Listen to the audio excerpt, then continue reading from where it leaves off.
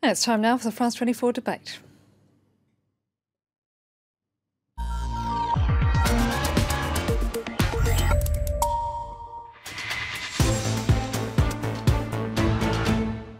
Hello and welcome back to the France 24 debate. And if you're just joining us, I'm Annette Young. And it's a day of national pride for Egypt, this as the country opens up a major expansion of the Suez Canal, a €7.9 billion mega project that Cairo has pushed through in just a year. The improvements to the waterway are set to increase its capacity by allowing almost double the amount of ships to cross in its waters. The plan was backed by Egyptian President Abdel Fattah al-Sisi, the army's former general who ousted the country's first freely elected president 2 years ago. He's declared it to be a cornerstone of his plan to revive the nation's battered economy. Let's take a listen to what he had to say earlier.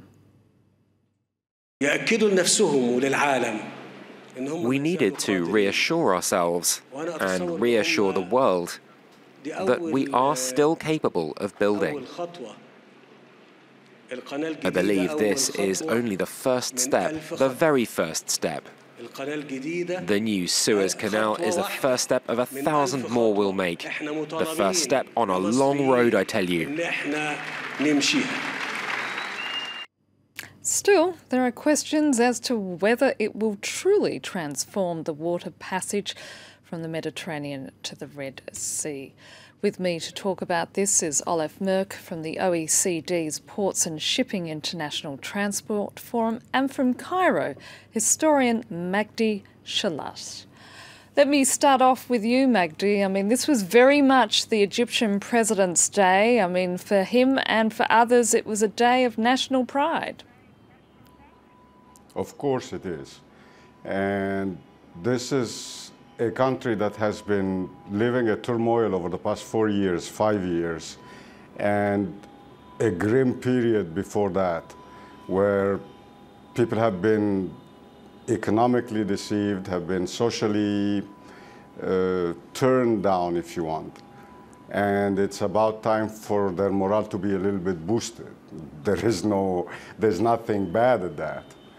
But let me just remind you of one thing. Since the reopening of the Suez Canal in 1975, which means over the past 40 years, the Suez Canal Authority has been working on doubling the traffic or making the traffic available both ways on the canal. It has been already in practice over the Bitter Lakes, which is the southern part of the canal from the Gulf of Suez all the way into Ismailia. And because of the geological composition of the northern half, from Ismailia to Port Said, there has been an enormous technological and financial challenge, if you want, trying to dig and wet dredge alongside the tiny course of the canal to make it available for navigation both ways. So 40 years of work that got summed up, finalized with this one-year project that doubled the traffic or the capacity or the availability of traffic over the northern half, which makes the whole canal, yes. Let me at this point, because I want to bring in Olaf talking about that, about the added capacity, because economists and shipping experts are saying that this added capacity won't do that much, because the reality is it's not operating at full capacity in the meantime, and also we're in the middle of a global shipping slump. Yes. At least it's... sorry, this is a question, Magdi, for Olaf. Yes, that is a right assumption. If one looks at the project itself and what we understand are the assumptions lying behind this, one can say that indeed this is capacity for the future. So of course one can raise questions about that. Is all that capacity needed in the coming years? That is right. At the same time, you could also say it is a race between different canals. You have the Panama Canal that is being expanded, that will open in, the new Panama Canal will open in 2016.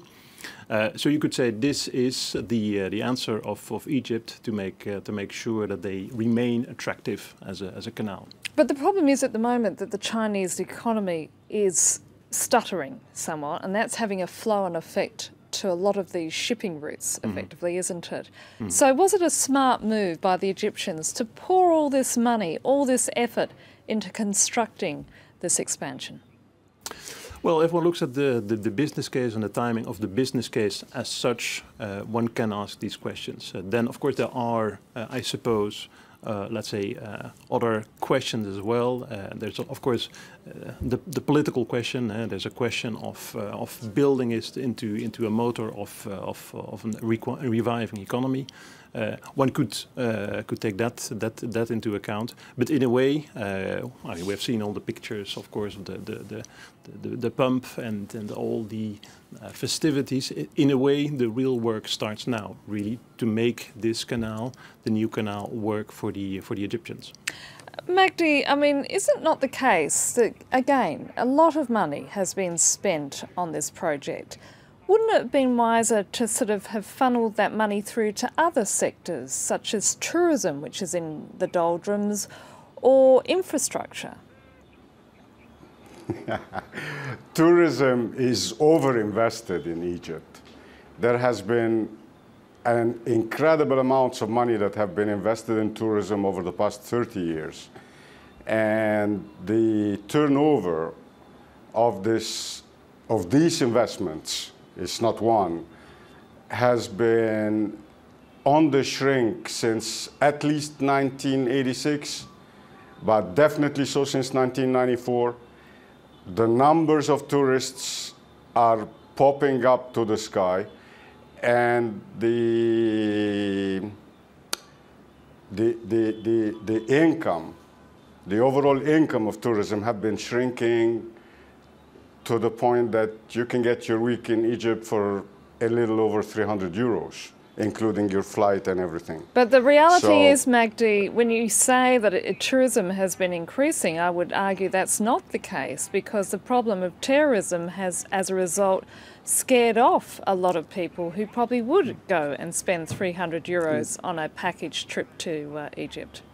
I'm not objecting on this. Making Egypt a destination available to all kinds of budgets is no problem. But I'm just answering the fact, if it would have been better to direct a 7 billion euros investment into tourism. I don't agree with this one right now, but I can agree with it for the Suez Canal because it's a national infrastructure of international dimension.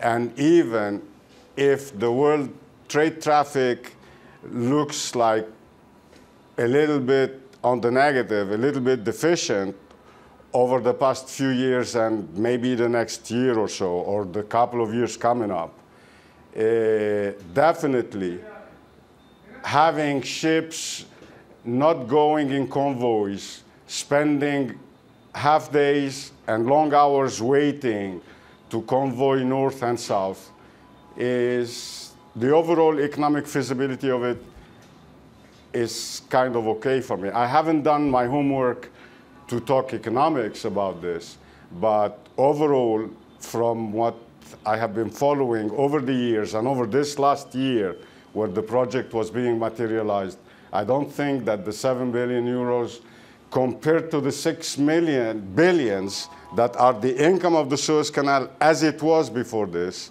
it will come back in a year. Yolev, it will come back in 2 years. Magdi, let me just ask Olaf, what will this expansion mean for the global shipping trade? Well, in terms of flows, I don't think it will change that much. At this moment, one could say the Suez Canal is being used in a lot of the traffic, the exports from Asia to Europe, that is using the Suez Canal. So that is going to remain the same.